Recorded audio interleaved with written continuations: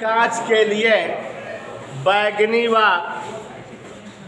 लाल प्रकाशों के लिए अपवर्तनांक 1.632 और 1.610 है। कांच की वर्ण विक्षेपण क्षमता बताओ। प्यारे साथियों, इस तरह क्वेश्चन नंबर 14 कल लगाए थे। तो यहाँ पर देखो जरा, जो दिया है राइट कर रहे हैं।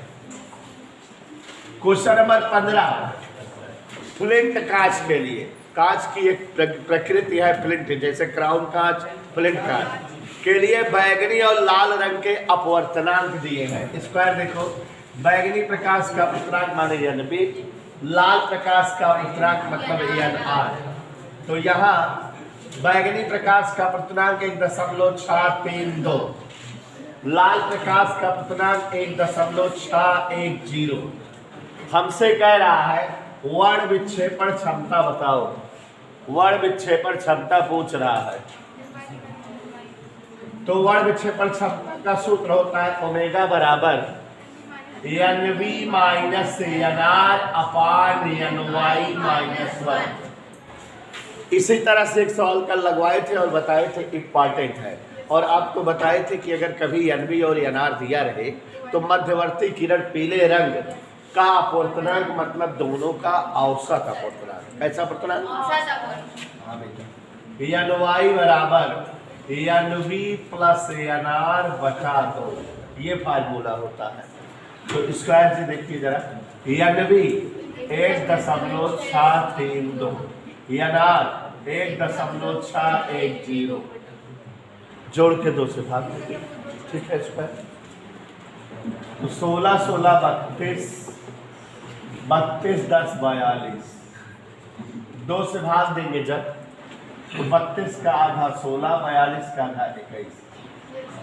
ऐसे नक्षत्र NV NR और NY का मान रख दे, मान रख दे, अपने आप आंसर आएगा। देखो जरा, NV की जगह 1.632, NR की जगह 1.610, NY की जगह 1.621 माइनस 1। हल करते हैं, इसमें से इसको घटा दें। 16 में 16 गए 0, 32 में 10 गए 22, 1 में से 1 गए 0, 3 अंक में दशमलव है, तो 22/621। दशमलव लगाएंगे, 0 बढ़ाएंगे 2200, 18, 22/18 गए 4, 642, ऐसे कुछ आ जाएगा।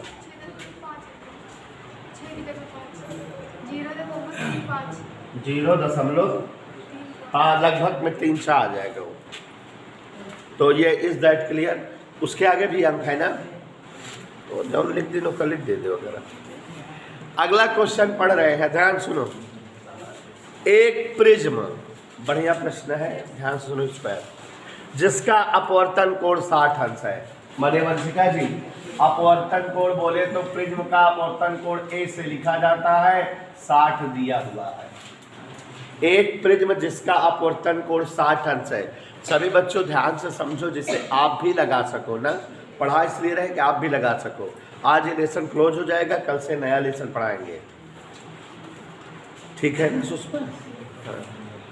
तो ध्यान दीजिएगा, प्रिज्म जिसका अपवर्तन कोण 60 अंश है, नीला लाल व पीला प्रकाश हेतु अल्पतम विचलन कोण। देखो, अल्पतम विचलन कोण डेल्टा से लिखा जाता है। नीला लाल पीला, इनके लिए अल्पतम विचलन कोण दिया है। शिवांशु डान देखो जरा, क्या क्या दिया है? 53, 51, 52, 53 अंश, 51 अंश, 52 अंश विचलन कोण दिया है। आगे देखो, परिक्षेपण क्षमता बतानी है, ओमेगा बताना है। तो यहाँ देखो जरा, ओमेगा का सूत्र होता है theta upon del Y.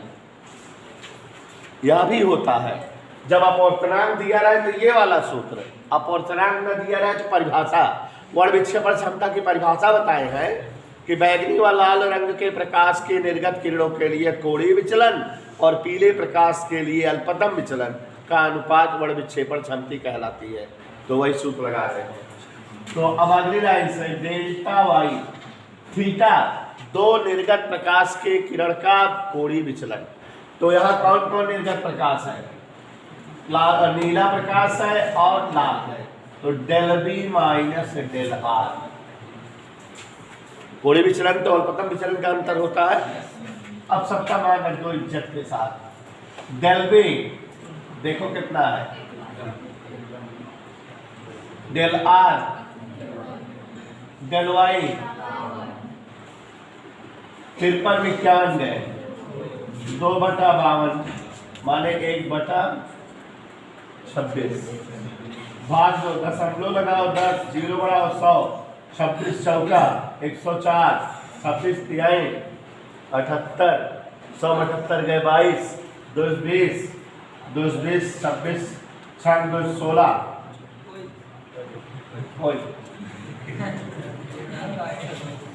Calculation ना लॉन्ग जंप रहा चाहिए हमेशा कैलकुलेशन में।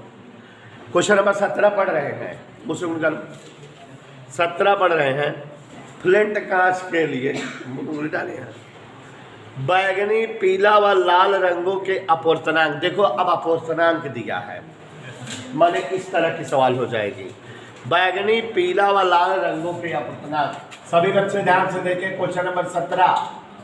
बैगनी, पीला और लाल सभी का अपवर्तनांक दिया है। सवाल मोस्टली एग्जाम में 2 नंबर की आती है, इससे ऐसे ही आती है। सब कुछ दिया रहता है, बस शुद्ध डिपेंडेंट मान निकालना रहता है। तो ध्यान दो उसमें, बैगनी, पीला, लाल 632, 620, 613। देखो दिया है 1.632, 1.620, 1.613 ऐसे दिया है। It's okay. कह रहा है कि जो है किसी प्रिज्म हेतु बैगनी, पीला और लाल प्रकाशों के अपवर्तनांक 1.632, 1.620 और 1.613 है, तो वर्ण विक्षेपण क्षमता बताओ।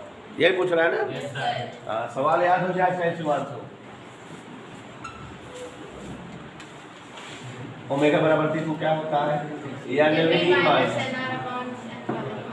जानते हो सुषमा सवाल ज्यादा क्यों लगवाते हैं? जिससे सूत्र याद हो जाए आपको। कई सा जितनी सवाल लगा उतने सूत्र कंठस्थ होगा। अगर डोली कोई सूत्र याद ना हो रहा हो, उस सूत्र से रिलेटेड 5-6 सवाल लगा लो, याद हो जाता है। सही है ना? इंस्पायर कर मान रहे देखो। चलिए 1.613 भाई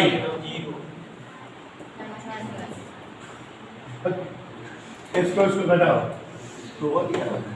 16 गए, 32 13 गए, घटावत जहां तेरे शुद्ध हो गए। दशमलव हटा दे। 19/620 भाग बहुत तेज है 19 का। दशमलव 190, 0 बढ़ाओ 1900, 620 तिहाई 1860, और 1900 में 1860 गए 40। ठीक है, 400 न जाए, 0 बढ़ गया 4000 और 620 4920, तो 60 बार लग जाता है। 0.03। Okay okay sir.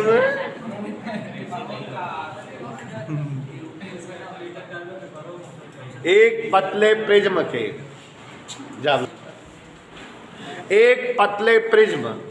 सुनिएगा बात नहीं, पतले प्रिज्म के पदार्थ के लिए लाल एवं बैगनी रंगों के अपवर्तनांक, लाल प्रकाश का अपवर्तनांक और बैगनी प्रकाश का अपवर्तनांक 1.61 व 1.65 है।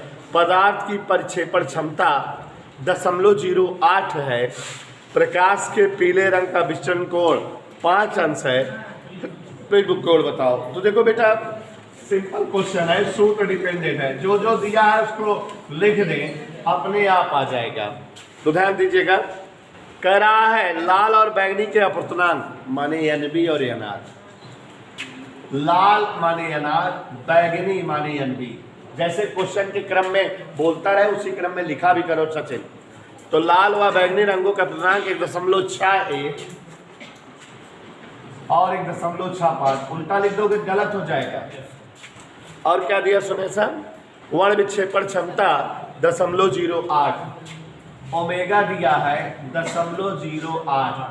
पीले प्रकाश के लिए विचलन कोण दिया है क्या, पीले प्रकाश का विचलन कोण माने 5 अंश। हमसे कह रहा है प्रिज्म का कोण बताओ, तो सब कुछ तो दे दिया है, सूत्र डिपेंडेंट सवाल है, सूत्र पे मान रखो आंसर। शिवम के गुप्ता, ओमेगा बराबर क्या सूत्र होता है बेटा, थीटा अपान, यही होता है शिवम गुप्ता।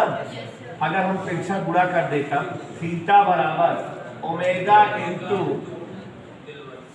नहीं मानोगे, थीटा का मान क्या होता है, A N B minus omega into del Y. अपने को ए चाहिए, क्या चाहिए बेटा, तो ए बराबर omega del Y upon N B minus N R, मान रख दें, सबका मान रख दें, ठीक। तो देखो बेटा आदर्श, ए बराबर, सबका मान पता है प्रभाकर के भाई रोहन, मान रख दे, ओमेगा 0.08 इंटू डेल वाई 5 अपान एन बी एन आर 1.65 1.61, 5 के पहाड़ा पढ़ो, 5 × 40, 165 पे 161 घटा दो, ऐसे आता है, दशमलव 4 दहमी माने प्रिज्म कोण कितना अंश है। आगे बढ़े, चलिए क्वेश्चन नंबर 19, ध्यान सुनिएगा सभी लोग, ध्यान दीजिएगा। एक प्रिज्म के अपवर्तक तल में 45 अंश के आपतन कोण पर प्रकाश किरण गिरने पर प्रिज्म में अल्पतम विचलन की स्थिति प्राप्त होती है। प्रिज्म कोण 60 अंश हो तो अल्पतम विचलन बताओ। देखो आपतन कोण 45 अंश दिया है हमेशा, आपतन कोण क्या अंश दिया है, प्रिज्म कोण कितना दिया है, 60 अंश। अल्पतम विचलन कोण बताना कितना सरल है, हाउ मेनी सरल, आई बराबर क्या होता है, तिरछा गुणा कर दो, a प्लस डेल m बराबर 2i, नहीं मचा है, तो डेल m बराबर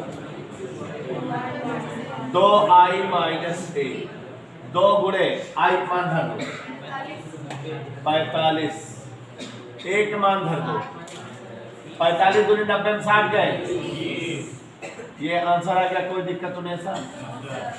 चलो स्क्वायर क्वेश्चन नंबर 20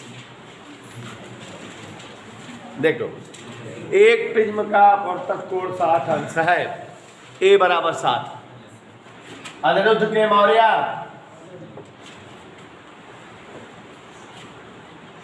जब प्रकाश किरण 45 अंश पर आपतित होती है तो अल्पतम विचलन, युसिक बहन है, इसी बहन है, इसी की बहन है, डेल्टा बताओ, यही दोनों लगा देना क्वेश्चन नंबर 19 की तरह, वही पूरा है, वह सवालिया या डबल बार बोल उठी, देख लो बच्चे ध्यान दे। क्वेश्चन नंबर 21, प्रकाश की एक किरण समबाहु प्रिज्म यानी बराबर 1.5 से इस प्रकार गुजरती है कि उसका आपतन कोण निर्गत कोण के बराबर हो। आई बराबर आई डैश दिया है, मतलब अल्पतम विचलन की स्थिति है। जब आई और आई डैश बराबर होते हैं तो अल्पतम विचलन की स्थिति होती है, और उसका निर्गत कोण प्रिज्म कोण का 3/4 है। तो यहाँ ध्यान दीजिए जरा, क्वेश्चन नंबर 21, समबाहु प्रिज्म है मतलब उसका अपवर्तक कोण का अंश है 60, और शर्त दिया है निर्गत कोण प्रिज्म कोण का 3/4 है, यही कह रहा है ना।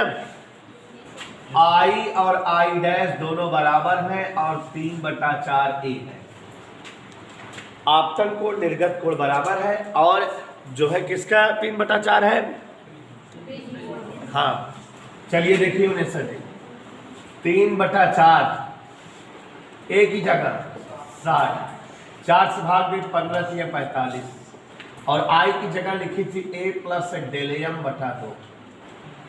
आई यही होता है, तिरछा गुणा कर दो, a प्लस डेल एम बराबर 45 दूनी डेल एम बराबर 90 माइनस a, 90 माइनस 60, 30 अंश।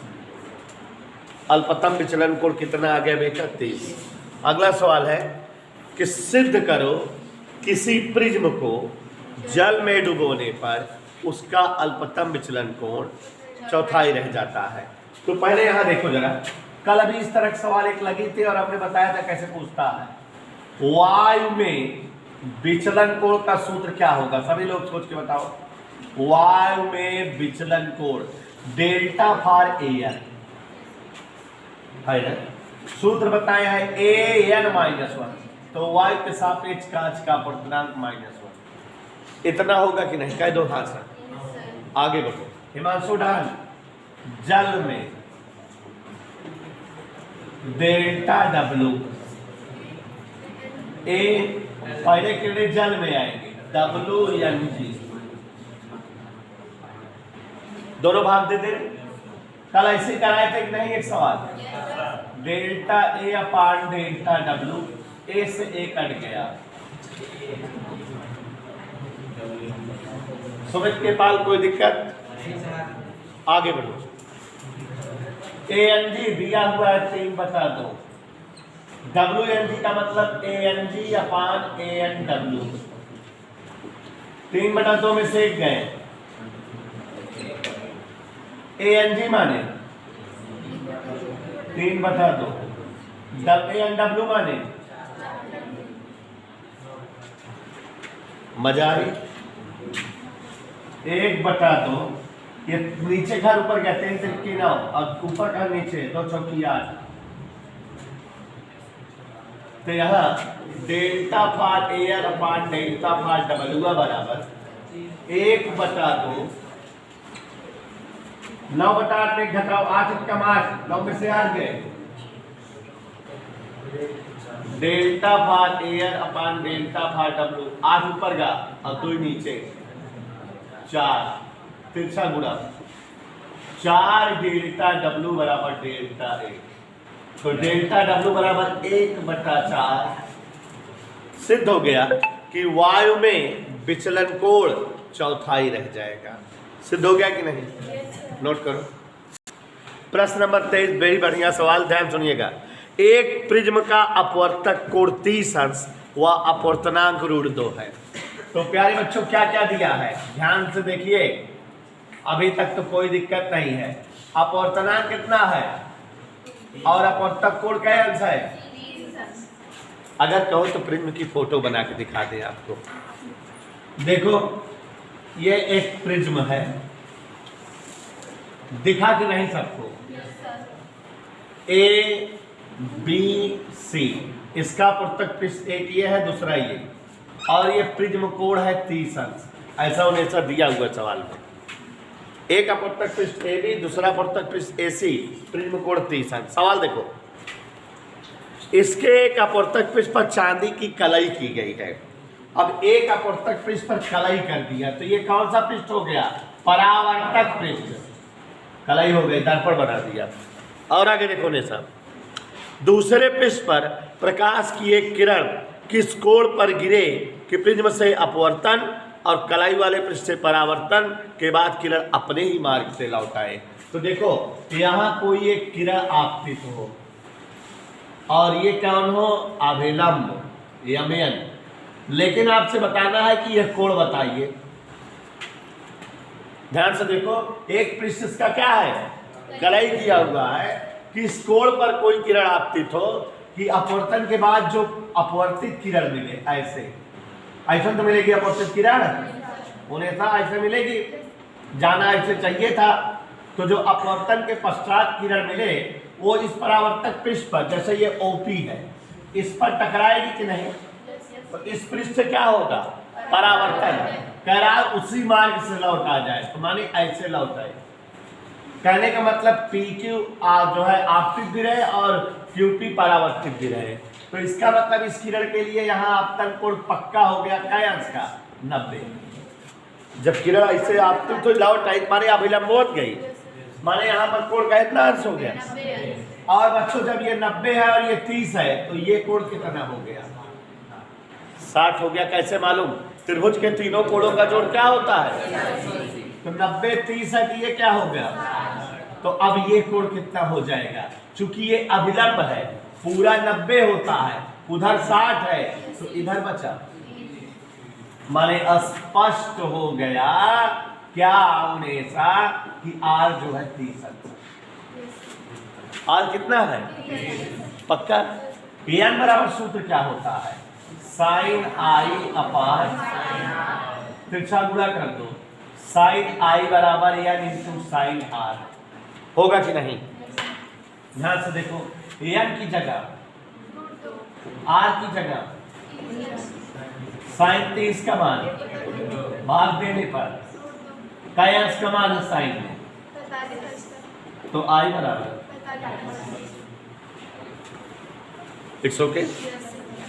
तो आप लोग इसे नोट